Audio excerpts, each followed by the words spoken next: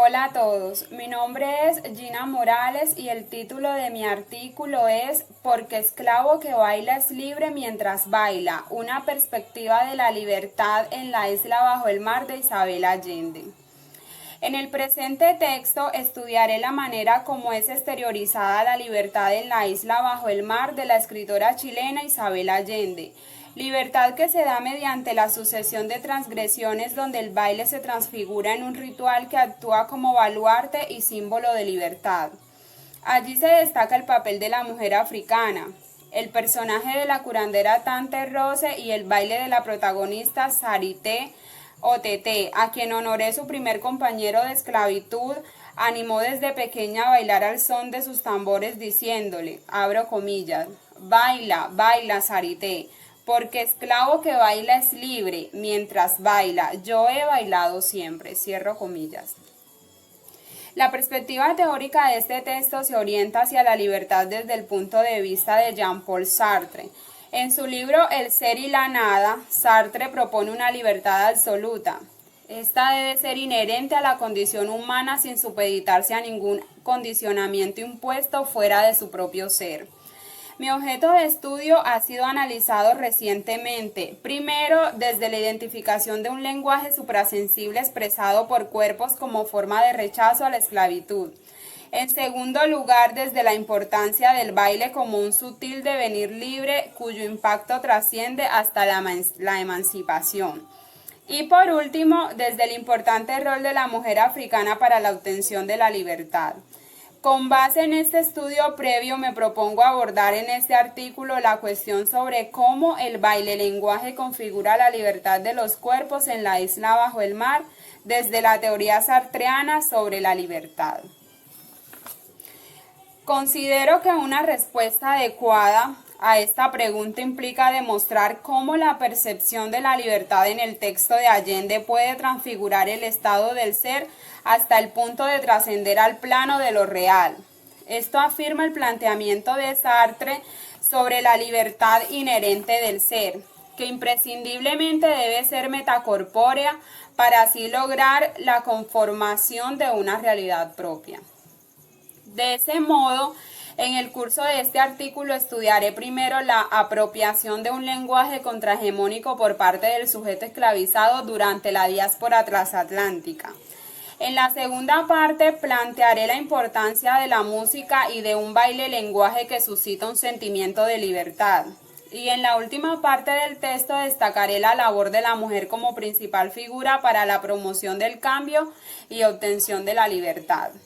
La obra La isla bajo el mar pone en manifiesto las ideas comúnmente aceptadas sobre, entre comillas, importancia de la conquista para la culturización de las nuevas generaciones. Esta obra se constituye como un texto contestatario de la versión eurocéntrica en el cual se evidencia el silenciamiento de las culturas primitivas para erigir lo que por siglos sería, entre comillas, la civilización. La obra de Allende se circunscribe sobre la isla de los Arahuacos, lo que hoy conocemos como Haití, luego de que los españoles tomaran posesión de ella. Posterior a su llegada, los españoles importaban esclavos secuestrados en África, especialmente acusados, huérfanos, prostitutas y revoltosos para transportarlos a Saint-Domingue, donde la principal fuente de riqueza era la plantación de la caña de azúcar. Esta, abro comillas, no era labor de gente, sino de bestia, como sostenían los plantadores, cierro comillas. En el marco de la isla bajo el mar, los cuerpos invisibilizados adquieren una posición discursiva y se da lugar a nuevas narrativas. Tante Rose representa una curandera que al tiempo es sacerdotisa vudú en las calendas o fiestas de los esclavizados. Era una mujer con el rostro joven y el cuerpo maltrecho, por lo que era difícil adivinar su edad. Era conocida como la mambo, es decir, la que preparaba la ceremonia vudú donde los negros eran montados por las loas o musas, por decirlo de alguna manera, que los hacían entrar en trance y hacer que se liberasen un poco. En la siguiente cita se describe de qué manera se liberaban los esclavos mediante su lenguaje o ritual. Era la mambo, la oficiante de las calendas, a las que acudían negros de otras plantaciones. Y tampoco a eso se oponía Balmorán, quien era su amo, a pesar de que su jefe de capataces le había advertido que terminaban en orgías sexuales o con docenas de poseídos rodando por el suelo con los ojos en blanco. Cierro cita. Tante Rose es un personaje que principalmente se le puede adjudicar la materialización del metalenguaje contrahegemónico debido a que era una curandera que sanaba enfermos bajo la mezcla de remedios materiales y métodos espirituales, que reclamaba de vez en cuando la libertad para todos los de su raza mediante rituales vudú. Sin embargo, no hay que determinar arbitrariamente la libertad experimentada por estos personajes, puesto que Sartre describe la libertad como algo que no se limita a lo corporal. Veamos la siguiente cita. La propia definición de libertad es peligrosa si ha de sobreentenderse que la palabra remite a un concepto, como lo hacen ordinariamente las palabras indefinible e innombrable. La libertad no será también indescriptible. Cierro cita. Este pensamiento sartreano podría responder al misterio escondido detrás de los rituales de los esclavos, dado que, si bien eso los aleja de la realidad inmediata que los recubre, posiblemente no son conscientes de ello luego de tal sortilegio. La labor de Tante Rose como única medium líder entre sus loas y su comunidad se convirtió en una especie de símbolo que representó la libertad a lo largo de la obra. Y como anexo a esa afirmación es preciso decir que también era respetada por sus amos españoles y por muchos blancos de las tierras aledañas, ya que este personaje rompía con el estereotipo del negro que ya era conocido por los españoles, es decir, sus conocimientos de medicina eran posiblemente superiores a los del doctor de confianza que visitaba la región. Dicho esto, se resalta una cita de Sartre que explica de forma clara la estable conexión espiritual que sostenía Tante Rose. Así hemos encontrado el acto fundamental de libertad, y este acto da un sentido a la acción particular que puedo considerar en un momento dado, ese acto constantemente renovado. No se distingue de mi ser, es elección de mi instinto en el mundo. Cierro cita. Con la explicación de esta cita de Sartre, concluyo este apartado diciendo que el comportamiento de los esclavizados, especialmente el de la curandera, no se resume a tan solo una noción de sublevación o de expresión de las raíces, sino que es una esencia puramente existencial, que al ser opacada por la esclavitud busca emerger de cualquier manera como forma de supervivencia sin aludir a factores consustanciales. Es menester dar a conocer las causas por las cuales los esclavizados buscaban la emancipación. En la novela, la autora hace énfasis en diversas humillaciones y formas de menoscabar la dignidad del esclavo, lo cual instauraba una tortura inconmensurable que parecía no tener límites.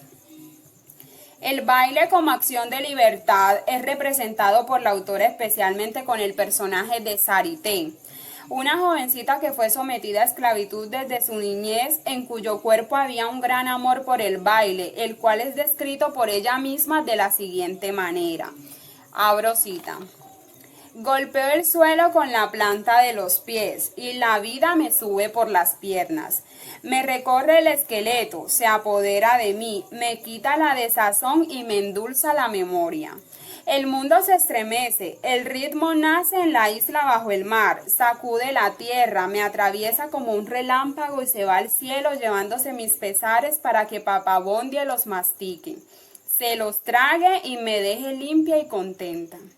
Los tambores vencen al miedo, los tambores son la herencia de mi madre, la fuerza de Guinea que está en mi sangre.